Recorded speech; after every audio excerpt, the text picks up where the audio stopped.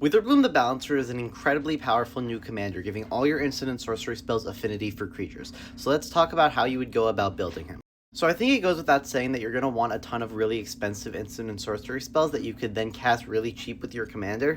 But I think you're specifically going to want a bunch of X spells that could only scale in power as you build up your board. Spells like Army of the Damned, Empty the Pits, Awaken the Woods, and For the Common Good, and other spells like these that put a ton of tokens onto the board. These will just allow you to make your future spells even more powerful as you further build up your board as fast as you can with as many creatures as you can get. You could then use other spells like Shamanic Revelation to capitalize off of all these tokens you're creating. You could also use other cards like Scoot Swarm that just generically put a ton of tokens onto the board. This will allow you to build up for your X spells and just make them even more powerful.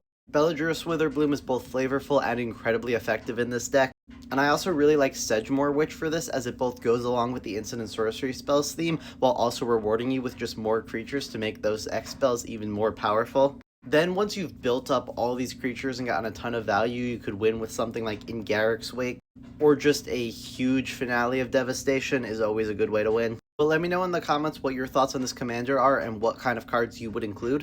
And make sure you follow, as I'll be doing a ton more Secrets of Strixhaven deck techs, including the other 4 Elder Dragons coming up next.